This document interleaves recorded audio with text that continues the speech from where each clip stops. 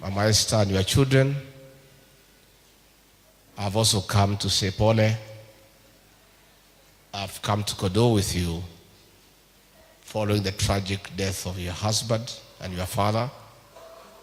And as I've told you in the vestry, we don't have enough words to say how sorry we are,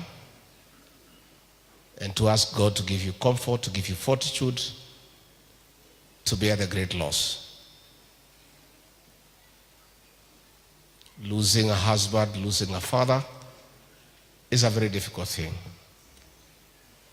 The Reverend Julius Dumia was at his prime of his age, and he has left a very young family. 2 twin young men at the university, and this young girl, Shanice. We share your pain and sorrow. And to say, had Reverend Dumia been sick, we'll be crying and saying we are very sorry and saddened.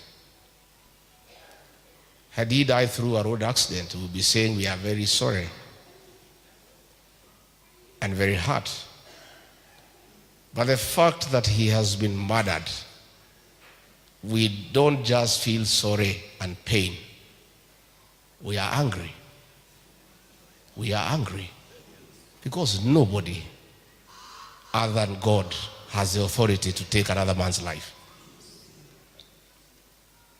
So we have come here to say, as we condole with you and wipe your tears, as leaders and members of this church, we have a responsibility to fight for justice for this family so that Esther can settle to know who killed her husband and why. So that this young girl, Shanice, who has been denied the chance to enjoy love from her father at such a young age of 7, can have some answers. So that these 2 young men who would have wished that their father would be around to pay dowry for them as they marry would have some answers. Let me say, I want to speak today as a member of this church. Rigathi Gachagua comes from Kirimara West Presbytery, Ruguru Parish, Igajo Congregation, Wamanyoro District.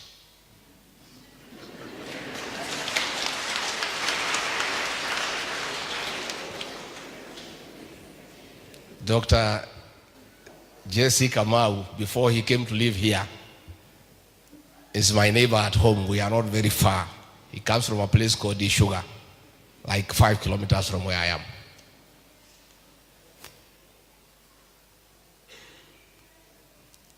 The girl who spoke here on behalf of the pastor's kids captured the mood across the country with families of our parish ministers. Dr. Reverend Jesse, many parish ministers have called me. I have many friends whom we have interacted, we have worked with across the country. And for the last 2-3 days, I have received more than 100 calls from parish ministers and their spouses saying they are terrified. They don't know whether they are safe. What that girl has said here, our parents safe? Please take care of them. It was a very moving tribute by a child crying about the fate of their parents who serve God.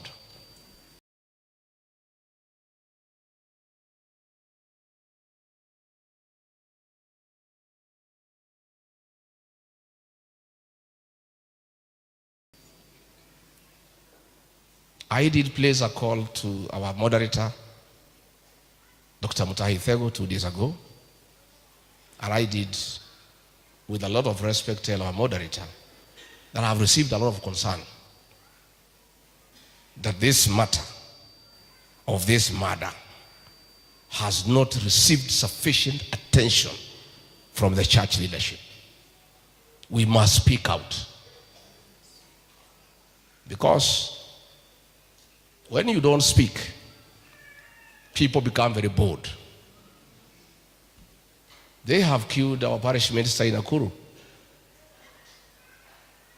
Next day, they will go for the Secretary General of the General Assembly. They'll come for the moderator of the General Assembly. We must speak out. And let me say, it is unacceptable that the government is silent on this matter. We are having double standards in this country. This is a minister of PCEA Church, one of the largest churches in this country. A church that has contributed immensely to the development of this country since independence. If you go to Chogoria, the PCEA hospital there, for the last 5 decades, has transformed lives. If you go to Tumutumu, the PCEA hospital there is the savior of the people of that region. If you go to Thogoto here, the eye hospital. If you go to the schools that have been developed by the church, it cannot be a parish minister in the PCEA church is murdered. Not a single word from the Inspector General of Police. Not a single word from the CS Interior. Not a single word from the President. Why? This is not just another ordinary Kenyan. And there is double standard in this country. A few months ago, some police officers in Kapsabet went and beat up some young boys who are playing pool. The minister was all over ordering for the arrest of those policemen. They were beaten by some policemen. It was captured on video. The minister was all over. The Inspector General of Police issued a statement castigating the harassment of some young people in Kapsabet by police.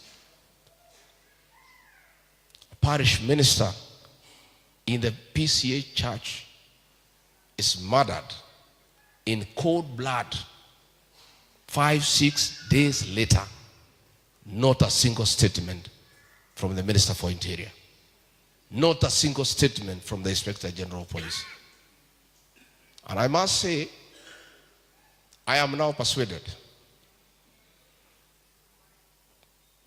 that this government seems to have declared war on our church. Last year, goons, criminals, stormed inside Mweki PCEA church, attacked men and women inside church. To date, nobody has ever been arrested. Not a single statement from the President, from IG, from CS Interior. Last December, criminals with the police, with the guns and tear gas, attacked Christians inside Kariobangi PCEA church. Not a single statement of condemnation. Not a single arrest. Now, a parish minister of our church has been killed. Not a single statement. And I'm just wondering, since independence, no government has ever attacked the PCEA church. The government of President Jomo Kenyatta never attacked the PCEA church.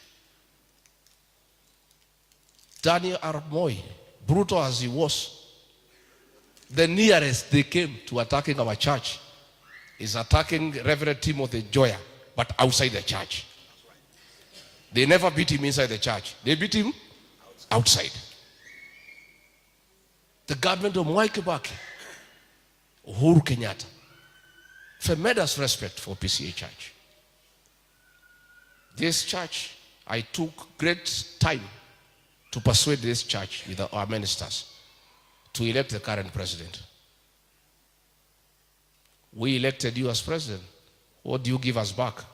in Kaid, attack of our churches in Mweki, in Kariobangi, and you are silent.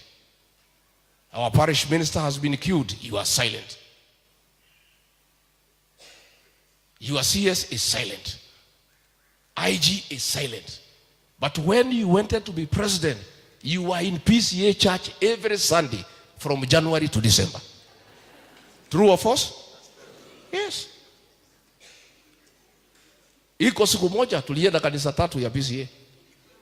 One Sunday tukaenda pale Thaithi, tukatoka tukaingia Mathaithi, tukaingia Karatina. In one day. Kila pahali milioni mbili.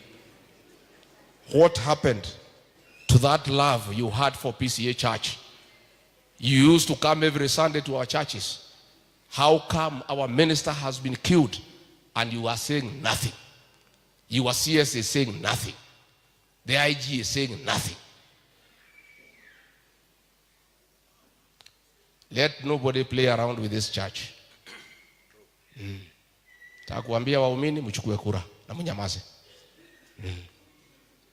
Moye kura na mukire. Na mwaigwa mwahiokirwo mukaina Jesu nyendete. Hiyo tu. Let me say nikimalizia. I want to ask a question. Shanice, come here. How do the minister feel when this young girl now will never know the love of her father? What crime has this young girl committed to be denied the love of her father at such an early age? And the government doesn't seem to care. So what happens to families of our parish ministers?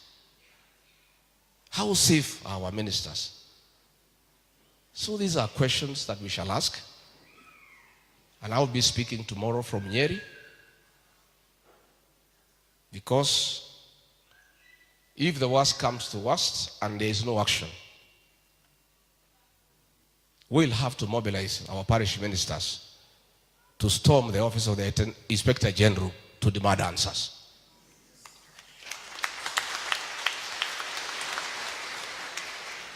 So they can be assured of their safety and their families. Please sit down, Shanice. That young girl who was here representing these families, she captured the mood in all the families. And if church ministers are not safe, who is safe in Kenya? Who is safe? Because ordinarily, retired moderator, when you are in trouble, you either run to your pastor or to the police station. I have been told, I don't want to speculate, that there is a CCTV footage showing the people who killed Reverend Dumia. And the Christians in Nakuru are being intimidated to keep quiet and wait. We want to call upon the police to allow the church to release the CCTV footage so that we see what happened. We don't want cover up. I know yesterday they said they have arrested 2 people because they know we have a funeral tomorrow. We want to ask, the residence of the Reverend Dumia was covered by CCTV. We are calling upon police in Nakuru, before we bury the Reverend Dumia tomorrow, can you release the CCTV footage so that his family and Christians and all of us can have an idea as to who killed the man of God? Finally, mimi niseme, iko jama ya mtu mkubwa sana katika serikali kununua hoteli yetu ya milele pale Mombasa ya PCEA. That hotel gives dignity to our church. That is where our ministers and their spouses and elders, when they go to Mombasa, they stay away from the normal hotels where there is alcohol and other things that are not consistent.